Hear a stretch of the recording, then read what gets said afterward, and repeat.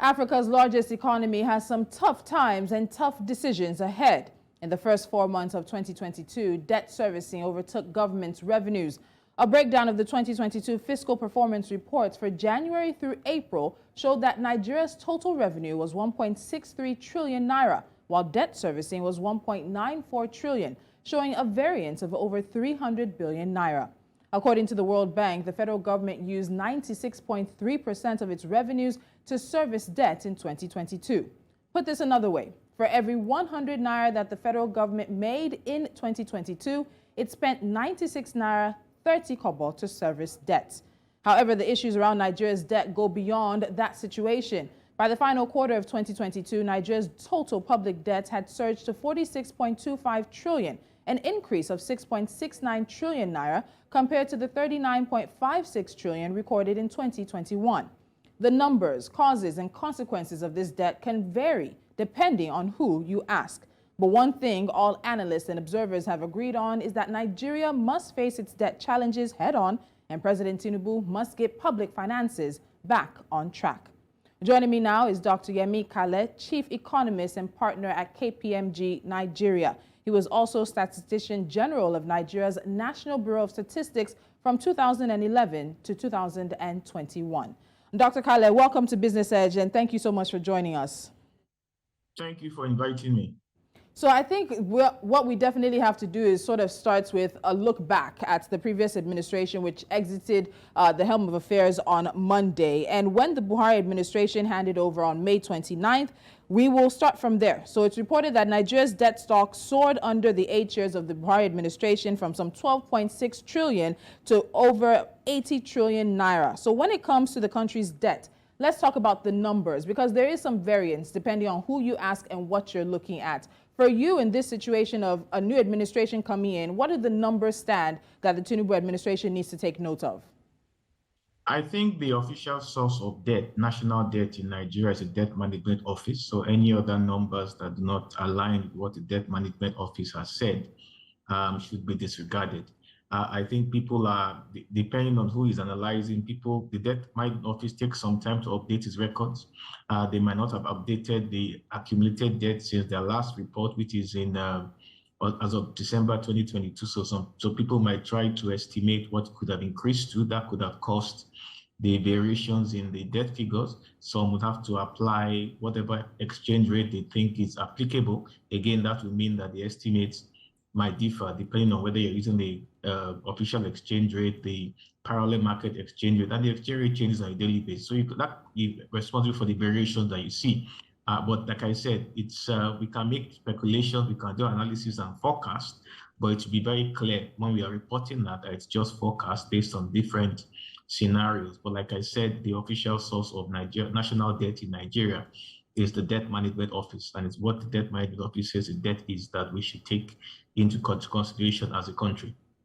So in terms of that debt now, there have been a lot of conversations as to what have been the main factors for Nigeria's rising debt profile, particularly under the Buhari administration. We saw 2 recessions, we saw COVID-19, we also saw the Russia-Ukraine crisis towards the tail end of the administration. So let's look at the main factors. What main factors have contributed to the country's debt profile rising as it has? Well, I think you just hit the nail on the head. If you notice, if you remember in 2015, Nigeria was sliding into a recession, which we got into in 2015.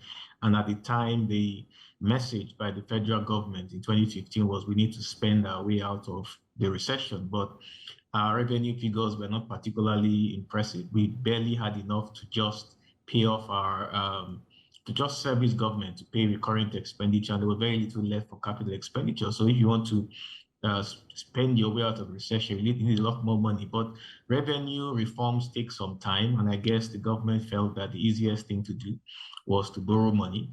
But you know that there's a 3%, according to the fiscal responsibility, 3% deficit limit. So if you want to borrow more, you have to be within 3% of revenue and expenditure. So if government has to borrow, increase expenditure by borrowing, it has to increase revenue. So I think government became a bit more, became a bit too optimistic regarding their revenue targets. And if you check the history, you see that none of those targets were ever met. or came close to. So the revenue targets were increased so that we are within the 3% legal requirement, hoping that those revenues will come in and then we spend the increase in debt. Unfortunately, the revenues did not come in as anticipated, and that's why our debt continued to increase, because our revenues did not meet the expectation and we're not keeping pace with the growth in debt. So if you check on 2015, you will see a huge spike in the difference between revenues and expenditure, and that's because we increased expenditure to spend our way out of the recession, but we are not able to increase our revenue at the same pace. And when the revenues didn't come in, we had to now go back to the central bank, the popular ways and means to print us an advance. And that's basically how we got ourselves here. But I want to say that debt is not necessarily a bad thing. There are many countries that have adopted a debt-based strategy, and it has worked. I think the key thing when debt is concerned is the ability to pay back. And I think we didn't pay too much attention to ensuring that we were able to pay back. It's the ability to pay back debt that matters. It's not the debt to capital rate. It's not the debt to GDP ratios. It's not whether we should have debt or not. There's nothing wrong with debt as long as you can pay it, either from current earnings or from future earnings. And it's interesting you mentioned the debt to GDP ratio. That was my next question, because for much of the Buhari administration, we heard that Nigeria didn't really have a debt problem. Nigeria had a revenue problem. And that had been some of the back and forth that you would have with some economists. We also heard from the Minister of Finance, Zainab Ahmed, on this as well. But let's look at what Nigeria has incurred its debt for. So there have been loans that have been taken in Nigeria for the Abuja Light Rail project, the Nigerian ICT infrastructure backbone project. We've also had loans for the Nigerian Railway Modernization Project across many parts of the country. There's also the Nigerian Airport Terminal expansion in different airports across Nigeria, the Zanguri Hydroelectric Power Project. There's also the completion of legacy projects from previous administrations that the Buhari administration took up. So the list really is quite long. And we must acknowledge that the country does have a huge infrastructural deficit. And it said that Nigeria would require about $3 trillion over the next 30 years to bridge this gap. But we have taken loans and incurred debts for the right reasons. So I think that's the next question. Has Nigeria been deliberate and intentional in the type of loans we've taken and the reasons we've taken this loan? Because the questions have now been about incurring debts for the right reasons and in the right ways.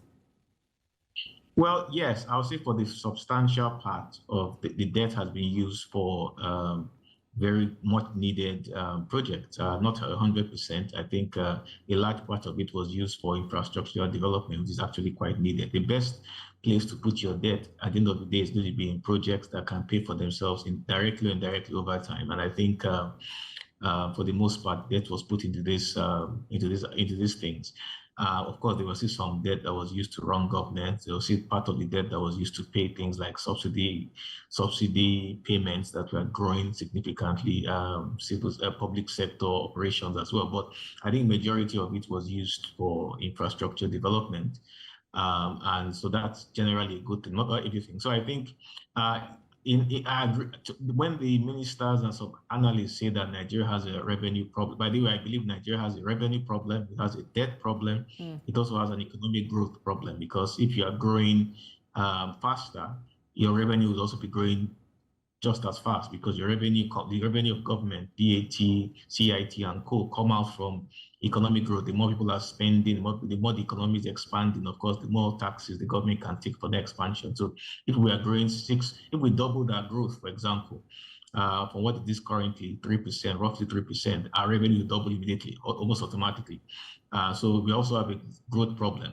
We have a debt problem because it's not about the amount of debt you collect. It is ensuring that the debt you are collecting, no matter how important it is, and no matter how well you are spending it on the right things, you still have to be ensured that you can pay it. And if you're not able to pay it, then you have a debt problem.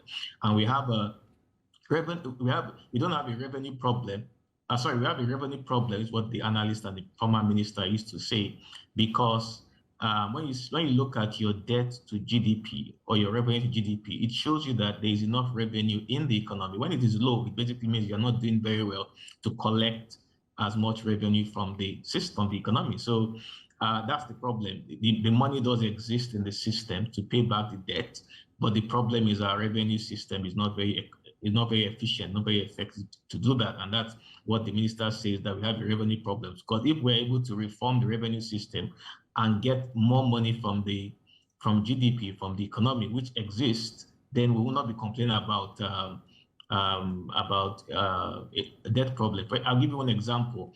The economy is about 200 trillion. Imagine if our debt to GDP, our tax to GDP ratio was just say 20%. That's immediately 40 trillion naira straight away.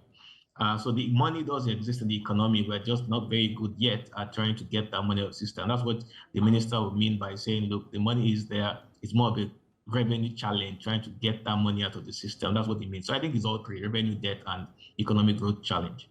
Okay, so let's also take this conversation away from just the national, because it tends to be a focus at the national level when we talk about debt. There's also subnational debt because there is concern about what is happening at the state level. And when we talk about the states, let's look at some of the figures that we have here. For domestic debt, Lagos tops the states with the highest debt profile, recording about around 800 billion naira when it comes to debts that Lagos has domestically. Then you have Delta coming in second and Ogun State third. For external debt, you have the top 5 indebted states being Lagos, Kaduna, Edo, Cross River, and even Bauchi. When it comes to debt at this state level, what do we need to keep our eyes on? Because attention, arguments, conversations are always at the national level, but there's a large percentage of Nigeria's debt that is held at the subnational.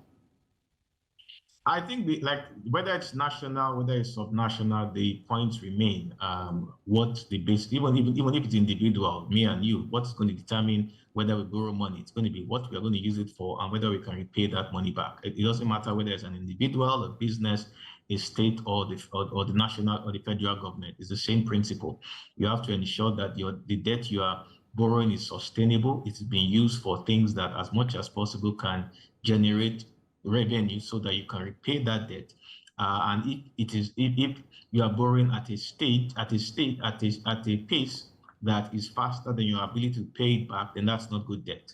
If you are borrowing for wasteful expenditure, you are borrowing to throw parties, to have lavish unviable activities, then it's not useful. So I agree with, I don't look at the total amount of debt that any state has. That's not really the issue. The issue is more, what is it being used for, and what is the ability of the state to pay back those loans when they get them. I think that's the most important thing. Debt in itself is not necessarily a bad thing. Your ability to pay back and what you are spending that money on is actually the most important thing.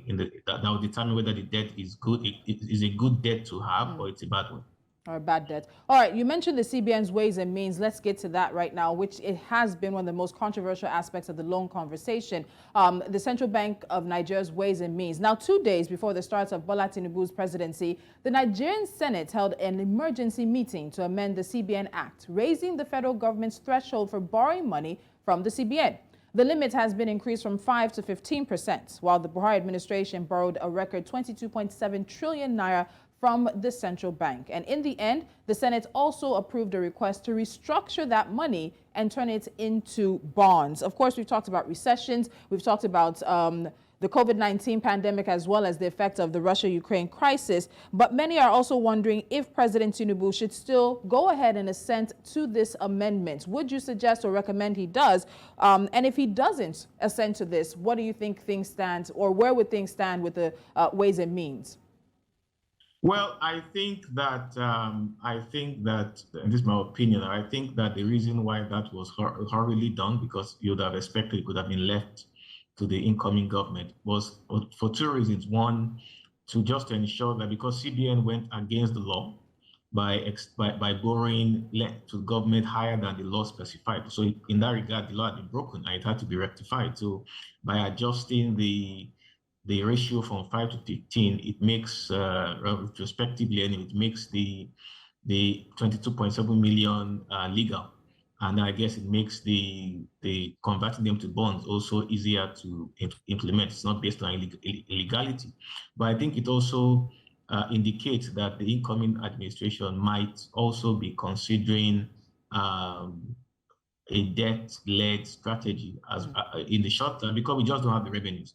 Revenues are just not barely enough. As it stands now with the current debt, we are probably going to be spending 100% of our revenues to pay back the debt, to pay back the interest on the loans, which basically means you have nothing else to run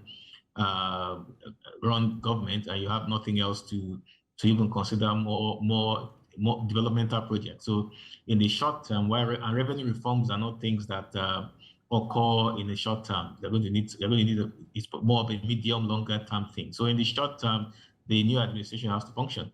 So I'm assuming that one of the ways to do so is probably to continue the ways and means, and that is probably what the incoming administration has in mind as well. So I think it's probably going to be signed into law. I think it was probably, I'm guessing that they must have had discussions with the incoming administration. I mean, outgoing administration probably, because they'll be having their transition meetings and handovers and so on. They have been meeting and taking decisions together with the outgoing and the incoming possible policy team. So I suspect that these decisions were taken together. I don't believe that the outgoing administration did it without the incoming administration's knowledge, because they have been speaking on a lot of issues, a lot of policies and so on. So I think it's both a strategy of the incoming administration that they need to borrow, and it's easier to do that from CBN by just printing new currency.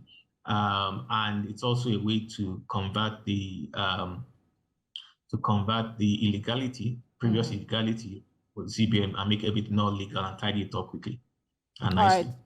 So, Dr. Kale, I'm going to combine these two questions because, unfortunately, time is not with us. But there are those who are worried of the potential of Africa's largest economy possibly heading towards a default. Lamido Sanusi, former central bank governor, has also repeatedly said that Nigeria's financial health is at risk and the country is heading towards bankruptcy. So are you with those who are sort of painting this dire and gloomy picture of the potential of Nigeria heading towards default, but also looking at one of the solutions you mentioned just very briefly, and I'd like you to touch on that, and that's the situation around taxation? You said very clearly this administration may have to continue into this borrowing sort of budgetary method that they've met on ground from the Buhari administration. But we also have one of the lowest tax to GDP rates on the continent, an average of between 6 and 8%. But we also have very, very high record inflation, record unemployment. Subsidy is being removed or has been removed, and we've seen the price of fuel go up with the attendant cost of rising transport costs and what's going to also be cost of living. How do you empathetically tax a population